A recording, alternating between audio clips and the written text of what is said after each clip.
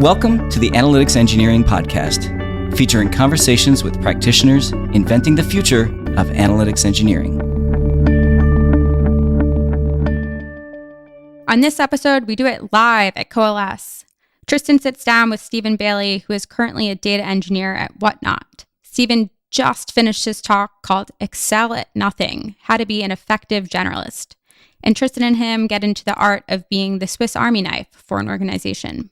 I mean, what we really talked about was writing a substack, because Stephen's substack is great. And it's funny, when I had never met Stephen before in person, it was fun to do this episode live at Coalesce, but he translated so perfectly. His writing really exudes his personality, and then meeting him in person, I felt like I'd hung out with him for the past year, a couple times a month. So this was a really fun conversation. I think that you'll enjoy it. There's probably something extra from the in-person dynamic. I think we had a lot of fun with it. Oh gosh, yeah. I've read a lot of Stephen's writing, and his latest one, it was like an ode to DBT, and it was colorful. So I'm excited for this episode. Without further ado, let's get into it.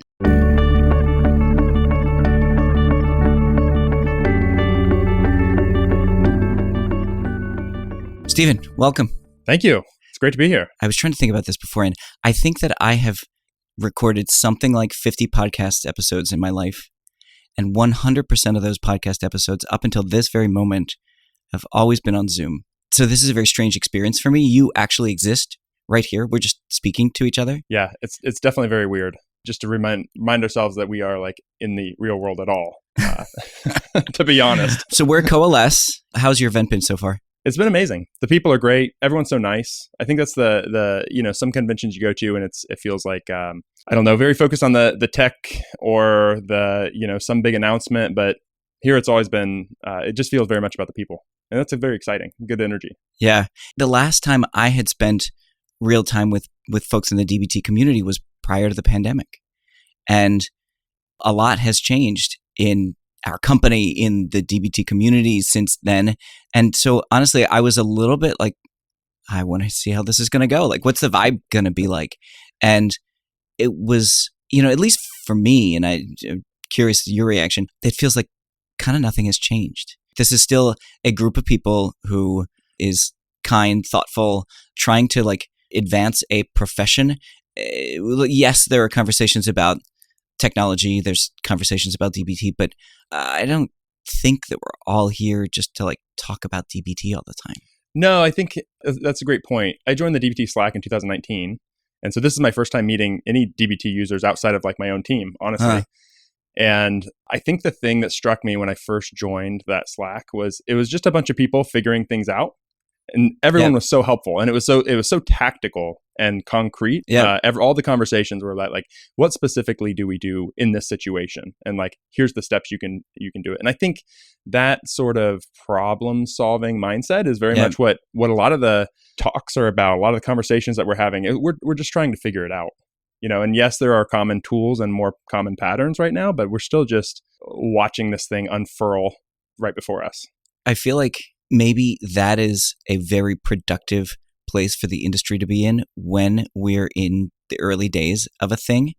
I just had a conversation with someone. We were talking about whether you want to call it reverse ETL or operational analytics or data activation, but piping the data that we are all involved in sourcing and building into downstream tools. And okay, on some level, building those pipelines to get the data, you work with Census or High Touch or in other products, and they will do that. But the complexity that comes the minute that you are creating operational systems and not just analytical systems, all of a sudden you look at things differently. Mm-hmm. And magically, as soon as people start doing this, there's this whole new set of problems to solve. And so by no means have we run out of problems to jointly work on together.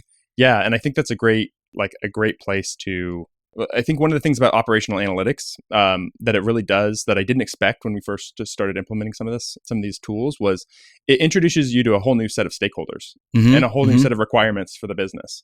So at Whatnot now, where I work, we've got machine learning use cases in production. We have our sort of standard analytics workloads, and then we also have some operational support tools that we're, exposing for agents, support agents, and others in the business. And every one of those groups has high standards and they're in distinct requirements. High standards, but different standards, probably. Exactly. Yeah. Yes, different standards. And so what I'm experiencing as a data professional right now is really going from a very data team centric viewpoint to much closer to the front lines of the business, and really trying to connect and make sure that every system that we expose is very mature. Mm-hmm. And I think that's the pressure that opening up these new kind of fronts to the data platform pushes on people. Which will ultimately make the more internal focused work better too. Yes. Increased maturity in your pipelines is only good, but the increased pressure testing from the different stakeholders, I think it would be easier to ignore some of those problems if you weren't triggering a customer communication directly off of the or if like a support person wasn't directly taking action inside of a ticket on this stuff. Yeah, the stakes just increase. Yeah. I have literally no script for this conversation. We're just talking. We don't have to stay on this thread for long, but like maybe just take me forward 2, 3, 5 years on this.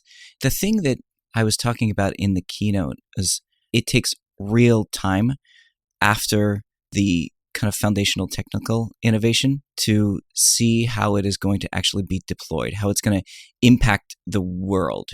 And, the example that I gave was it took 30 years between the invention of electricity to the eventual reorganization of steam-driven plants that then, you get the assembly line and Ford and all of this stuff. So like when the modern data stack was focused on analytics exclusively, you can see like, okay, this is an upgrade to spreadsheets emailed as attachments. Okay, great. That's good. But as we push more and more into other parts of the business, it is not clear that it is directly analogous to some specific thing that has come before. Mm-hmm. So now we have to be more creative and think about like, gosh, how do we want to push our organizations with this new capability? Is any of this mirroring thoughts that you've had in your brain? Yeah, totally. I think there's two, my mind goes to like two distinct questions. And I think the first question is, what new groups are going to come in and own pieces of the modern data stack? So like if you take out the data team entirely, can a marketing team set up Snowflake and build some operational analytics pipelines by themselves? Can engineers who are already very sophisticated, can they start building syncs like from their event logging system into Snowflake and then building some data applications that are exposed to end users, right? Without the involvement of the data team at all. And so that's the sort of like infrastructure layer that I think the advance in tooling could enable, where you're enabling more people to get in there even without a centralized coordination. And then the second axis I think about is like, what does the data team look like in 2 to 5 years? And I think that's a question that I'm really thinking a lot about. Okay, I love this train of thought. Let me say, and this is probably not true, but let me take the controversial viewpoint for just 1 second. I don't think we really had data teams 10 years ago. The people that needed to use data used tools that were accessible to them, and they sourced their own data, and maybe there were problems with the approach from 10 years ago. But is there a logical point in time where like you come back around to like, well, engineers can use the modern data stack to do the things that they need to do, and BizOps people can use the modern data, and maybe you don't need a data team? I don't know the actual history of this, but I imagine, this sort of specialized role really had to be developed, with Hadoop and big data lakes, where it's like all of a sudden it's in response to complexity. Yes, exactly. And so you need people to take care of this big, massive investment and curate and maintain it and like wring value out of it. And the data engineers, I think Joe Reese and Matt Housley's fun new book on data engineering, Fundamentals of Data Engineering, I think really expresses this really well, where you used to have different types of data engineers, and now like you had these sort of big data engineers in the early 2010s. And now what you really have from a data engineering perspective are these lifecycle data engineers who are sort of stewarding a data from ingestion through transformation and then to like wherever they're like in a domain. Yeah. And so it's much less about maintaining the system and much more about this shepherding, this sort of like making sure that it's getting to where it needs to go. And that is a complex process. It requires a lot of tools and a lot of like knowledge of different technologies, but it's a different type of specialization. It's less technology ownership and more business attached. Like this area of the business needs certain data flows, and we need to make sure that that data lifecycle connects all the dots that are needed. Yeah, exactly. We don't need to spend 2 weeks optimizing a query and making sure it's efficient.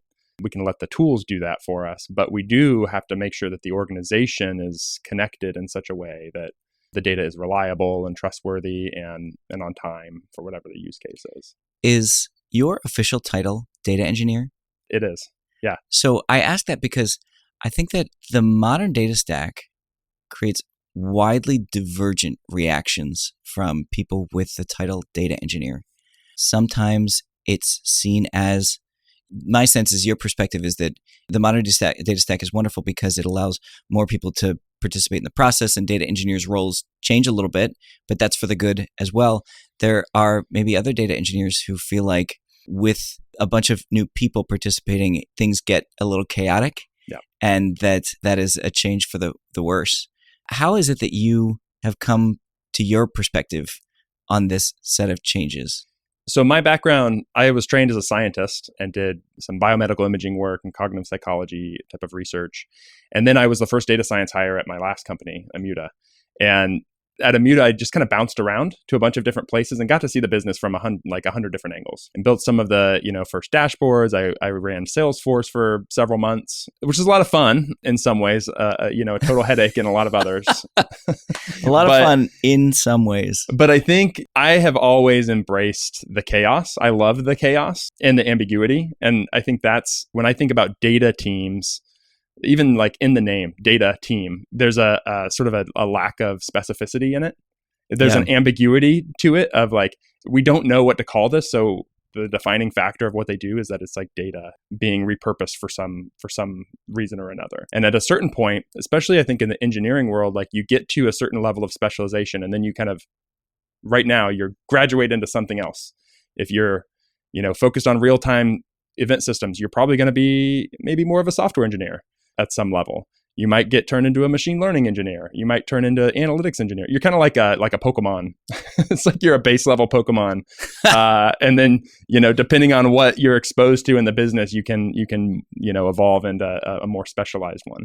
But I love having that flexibility. And I think there's a very real organizational challenge that people who stay flexible in general can address by being able to plug into different parts of the business. The generalist is often valuable for the business, but many businesses don't know how to promote and compensate generalists that well. Yeah. Oh, that's totally true. And I think one reason is you can see patterns in generalists. And I would say like in 2019 DBT, probably a lot of the people who were in the DBT Slack and like really glommed onto the tool and saw the potential We're generalists. Yeah. Because they'd seen the patterns over and over and over again across different companies that they'd worked with, and they saw, oh, this is repeatable, and if we get it right, we can reuse this again and again.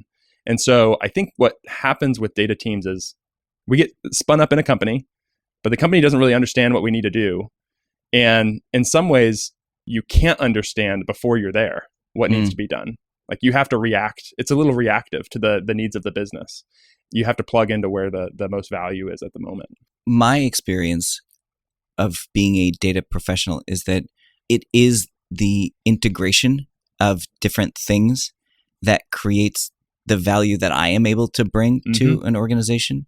It is that I have done some Salesforce administration too, God bless, and that I have done marketing attribution, and I've run demand gen campaigns, and I've built DCF models to value companies. Done all these different things, and you understand the different ways that data can be used to support the business. And then you get plopped down in the middle of this chart is going down. Yeah. What do we do?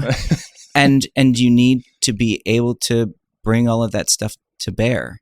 Right. But I found myself having a conversation last night with somebody where I was saying that data analysts are one of the few career paths where, like, if you're really good at doing the thing that you're asked to do in that role, it actually won't prepare you very well for the next role. A lot of junior data analysts is like, make this dashboard, now make this other dashboard. And it's like, if you get really good at dashboard construction, that doesn't actually help you become a senior data analyst. Right. And it's like, you have to actually go off on like a vision quest. You have to like go spend time in marketing or go spend time where you have to like bring all these things back to the role. I don't know. I think that career paths in data are like endlessly fascinating. And really, I don't think we figured it out yet. Well, and I think that's why you have so much crossover. My first job was as like an operations person for a 6-person like startup in Alabama, and with a teacher. It was a teacher recruitment company called Teach for America. And we were like starting a new region. And I was the operations person, which meant I did basically everything to support everybody and all the initiatives from like a logistical standpoint. And so I got to see the entire business, whether it was fundraising or teacher support stuff. I worked with external partners on like certification processes for teachers. And so it was kind of like a vision quest. And I was being dragged through it kind of against my will and like bumping my head on everything. But it showed me. Because the value you get out of those experiences is never that clear in the moment. Not at all. And I think the big value is you start to see the world and the business from so many different perspectives. And so you start to see what is common across the different ones, and also what people care about. Like, what are they incentivized to care about? Whether that's, the marketing part of the business, whether it's the fundraising, whether it's, the product side, you start to understand. And so you can start pulling patterns and seeing the bigger picture. What may not come across in this conversation to folks who are listening is that you have a very good sense of humor. And it's like the unique thing that drew me into your newsletter at first. I think your very first post was completely sarcastic, right? Like from beginning to end, it was 100% a farce. Yeah. You have a very unusual writing style, and once somebody starts digging into your brain, it's like it's not standard Substack fare, let's say, which I consider myself standard Substack fare.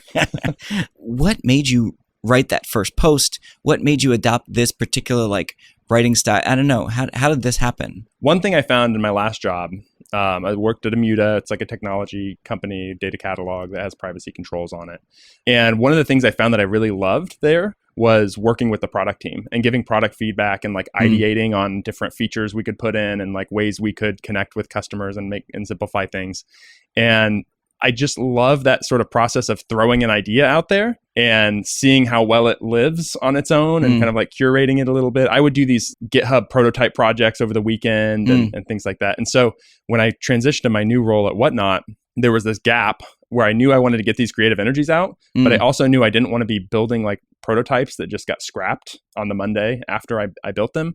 And writing is a great outlet for that sort of energy, where it's you want to funnel a bunch of creative force into a single thing and then let it go do its live or die, on its own. Yeah. That was the motivation to start writing. And then I just when I look at the data space, sometimes we take ourselves... Share what that first article was about. So the first article was a mock press release in the style of Amazon's press release FAQ type of format about a metadata platform that looked just like Segment, where you could just pipe metadata into it and it would assemble a lineage graph dynamically and integrate with all of your other tools. That's the type of thing that... What did you call it? You called it it was metadata. It was a segment. It was the title was Segment for metadata, the metadata data platform. Right. Yeah. And so even though I write a little sarcastically, usually they're ideas that I actually really like. Yeah. And I want to get out in the world, and maybe someone else will build this. So this is a strange thing, but I have a hard time kind of conveying the depth and complexity of the DBT long-term vision to anybody who has not been on this journey for many years with me at this point. And, with a company of now 400 people, that turns out to be a challenge, not being able to. So I actually was trying to figure out how to do this and found myself, you can't communicate vision in a 20-page Notion doc. That's actually not effective at all. And so I was experimenting with different ideas. I ended up writing a poem. Yeah. Yeah. If prose is not concise enough, try poetry. And maybe that's not actually the eventual right answer, but it ended up being very generative for me.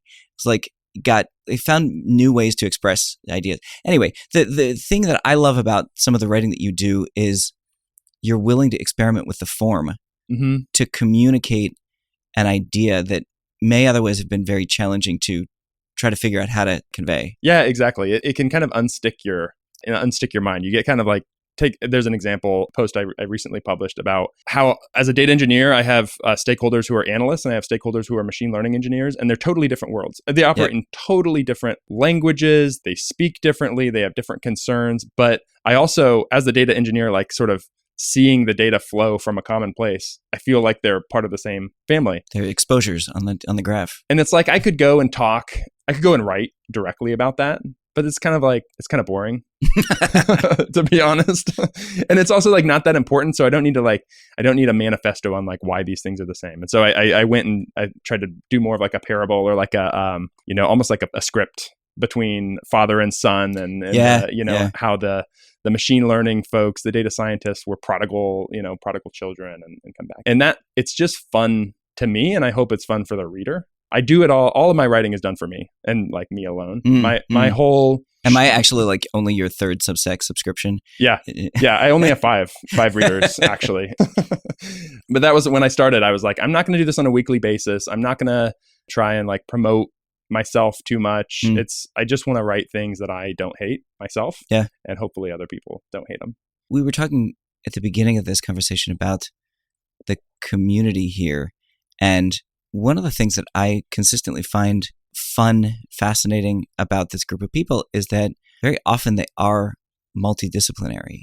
The DBT community is, maybe because of what we were talking about with generalists, where like a lot of us have had to see problems from a lot of different angles, that maybe generalists tend to be generalists in more things. Mm-hmm. So I think that figuring out nonlinear solutions to problems is a thing that we're all going to have to do here, because the like obvious stuff, we've kind of played that out over the past 20 or 30 years. Yeah. We don't necessarily need to do that. Yeah, we have to experiment. And there have to be people who aren't afraid to experiment, not just with writing styles, but like also in organizations. You have to, be able to articulate like what is the problem that we're experiencing right now? What are possible ways to solve it? And like, let's just commit to one, give it a shot and see where it goes. I think like the pandemic has changed the way all of us operate our businesses. Now, like I'm in a fully remote business now. And that changes so much from top to bottom about how we communicate and how we organize ourselves and how we review work and get like side conversations done. And if you're not experimenting, if you just kind of assume that it's going to work itself out, then we're not going to learn. Yeah. We're not going to learn and we're not going to get better. I feel like that's one of my biggest frustrations is when people say things like, oh, like, okay, take the semantic layer. We launched the semantic layer yesterday.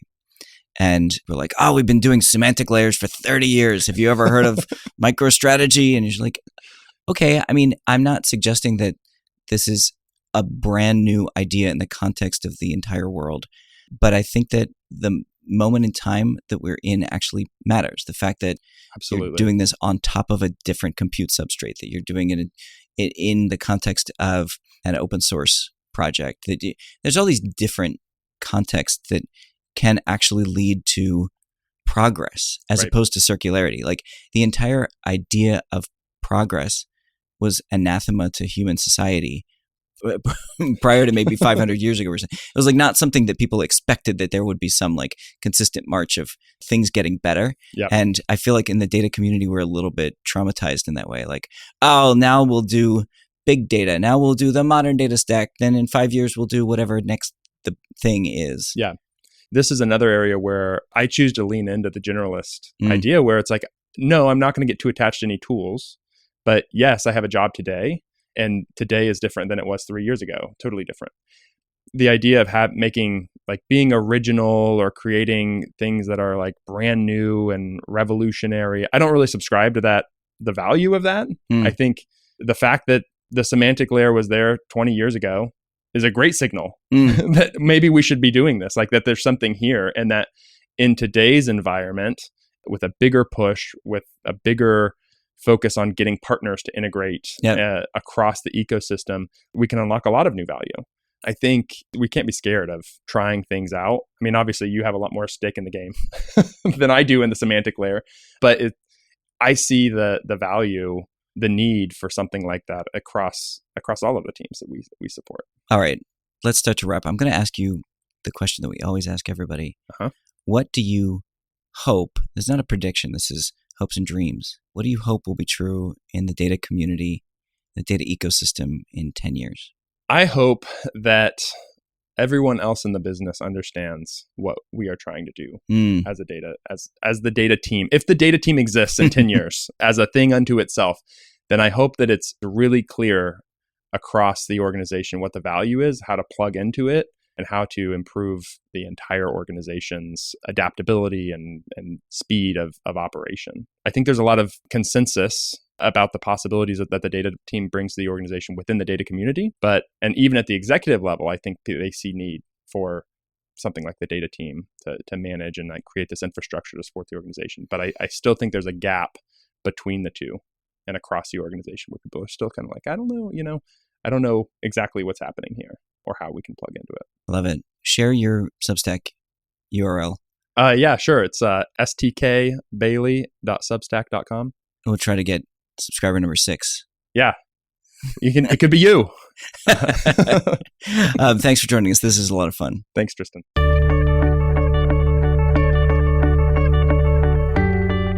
The Analytics Engineering Podcast is sponsored by DBT Labs and is hosted by Tristan Handy and myself, Julia Schottenstein. Have comments, questions, or guest suggestions? Email us at podcast@dbtlabs.com. Our producers are Jeff Fox and David Krevitt. If you enjoy the show, please drop a review or share it with a friend. Thanks for listening.